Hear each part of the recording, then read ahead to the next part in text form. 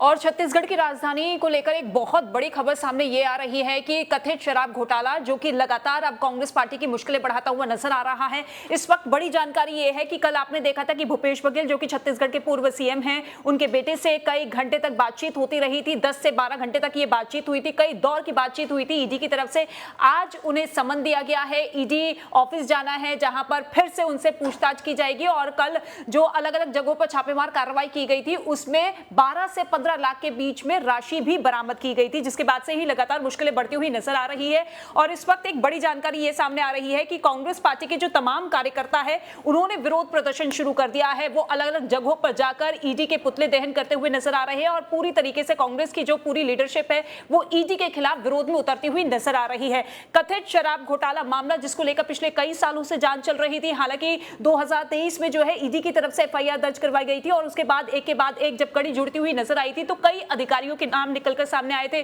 कई कारोबारियों के नाम निकलकर सामने आई थी। और अब कड़ी जो है सीधे तौर पर भूपेश बघेल और उनके बेटे से जुड़ती हुई नजर आ रही है, चैतन्य बघेल, जिनके खिलाफ अब ईडी की टीम की तरफ से ऐसा शिकंजा कसा जा रहा है कि अब उनकी मुश्किलें लगातार बढ़ती हुई। और एक बड़ा अपडेट आपको ये दे दे कि कांग्रेस के नेताओं के कई नाम निकलकर सामने आ रहे हैं जिनके खिलाफ अब गिरफ्तारी की तलवार भी लटकती हुई नजर आ रही है। कहा यह जा रहा है कि शुरुआत जो है भले ही कारोबारियों और कई अधिकारियों से हुई हो, लेकिन अब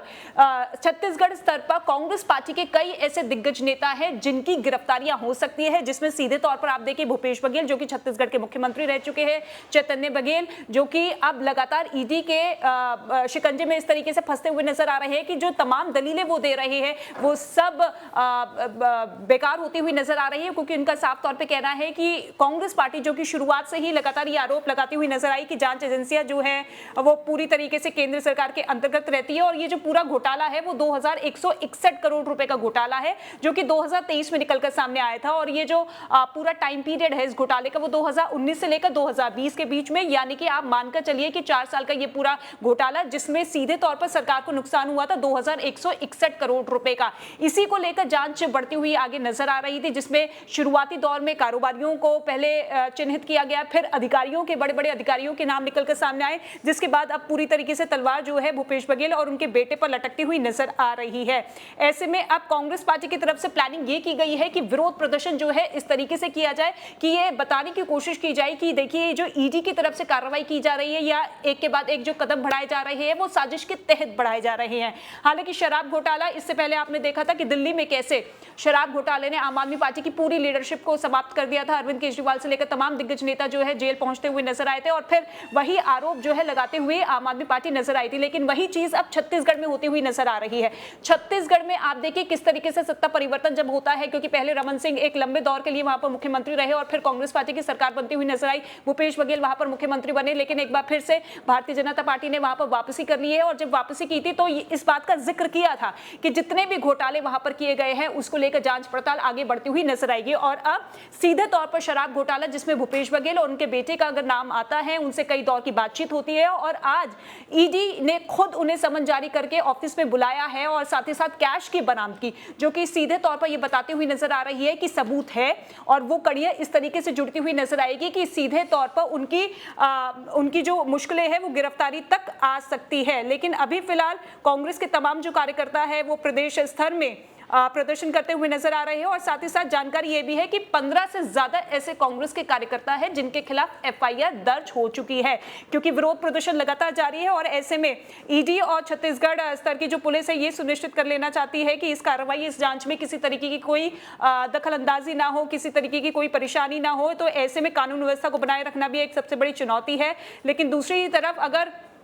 पूर्व मुख्यमंत्री के खिलाफ इस तरीके की कार्रवाई होती है तो आप मानकर चलिए कि छत्तीसगढ़ में कांग्रेस पार्टी की स्थिति ज्यादा अच्छी होती हुई नजर नहीं आ रही है, क्योंकि ये मुद्दा जो है राष्ट्रीय स्तर पर उठता हुआ नजर आएगा। भले ही अभी गांधी परिवार की तरफ से कोई स्टेटमेंट सामने नहीं आया है, लेकिन ईडी और सीबीआई को लेकर लगातार केंद्र सरकार और मौजूदा सरकार को लेकर विपक्ष जो है हमलावर होता हुआ दिखाई दिया है। लेकिन अब ईडी की टीम इस तरीके से आगे बढ़ती हुई नजर आ रही है कि ये पूरा का पूरा घोटाला जो है, जो कि 2161 करोड़ रुपए का घोटाला है, जो कि सीधे तौर पर सरकार के राजस्व में आप देखिए किस तरीके से हेरफेर करते हुए, क्योंकि कहा यह जा रहा है कि कई योजनाएं थी, उन्हीं योजनाओं में गड़बड़ी की गई और जो पैसों का जुटान था वो 2161 करोड़ रुपए वो आपस में बांटे गए थे। कारोबारी, अधिकारी और फिर कांग्रेस नेता की जो लिस्ट निकलकर सामने आई है, एक के बाद एक जो नेताओं के चेहरे निकलकर सामने आए हैं, उसी से ये पूरी कड़ी जुटती हुई नजर आई। और अब सीधे तौर पर शिकंजा किस पे पड़ा है? पूर्व मुख्यमंत्री भूपेश बघेल और उनके बेटे भी पूरी तरीके से लपेटे में आते हुए नजर आ रहे हैं। ऐसे में कल जब अलग अलग जगहों पर ईडी की टीम छापेमार कार्रवाई को अंजाम देती हुई नजर आ रही थी तो कैश तो बरामद हुआ है,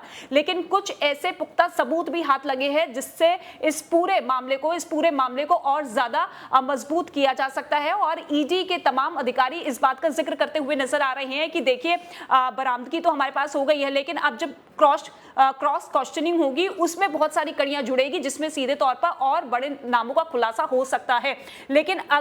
अगर जनता के पैसों का दुरुपयोग इस लिहाज से होगा तो फिर एक्शन लिया जाएगा। दिल्ली का एग्जाम्पल आपने देख लिया था, कैसे अरविंद केजरीवाल से लेकर तमाम दिग्गज नेता जेल में पहुंचते हुए नजर आए। लेकिन अब छत्तीसगढ़, जो कि यही शराब घोटाला जो कि कांग्रेस पार्टी की मुश्किलें बढ़ाता हुआ नजर आ रहा है, तो दूसरी तरफ कांग्रेस पार्टी के तमाम कार्यकर्ता विरोध प्रदर्शन करते हुए नजर आ रहे हैं। वो कह रहे हैं कि देखिए साजिश के तहत इस तरीके की जांच हो रही है, कार्रवाई हो रही है और 15 से ज्यादा कार्यकर्ताओं के खिलाफ एफआईआर दर्ज हो चुकी है। और साथ ही साथ इससे पहले अभी मौजूदा वक्त में खबर यह भी सामने आ रही है, जो कि पूर्व आबकारी मंत्री थे वो भी इस वक्त जेल में है इसी मामले को लेकर। तो आप देखिए कि कांग्रेस पार्टी के पहले ऐसे नेता नहीं है, पहले ऐसे मिनिस्टर नहीं है जिनके खिलाफ ये एफआईआर। इससे पहले भी कांग्रेस नेता के कई नाम सामने आ गए थे जिनके खिलाफ एक्शन लिया गया था। लेकिन अभी फिलहाल ये पूरा सियासी बवाल जो है छत्तीसगढ़ में मचता हुआ नजर आ रहा है और ये पूरा का पूरा जो आरोप प्रत्यारोप का दौर है अब वो छत्तीसगढ़ से बाहर निकल के बाकी राज्यों में भी देखने को मिलेगा, क्योंकि ये जो विरोध प्रदर्शन है कांग्रेस कार्यकर्ताओं का वो केवल एक स्टेट तक सीमित नहीं है।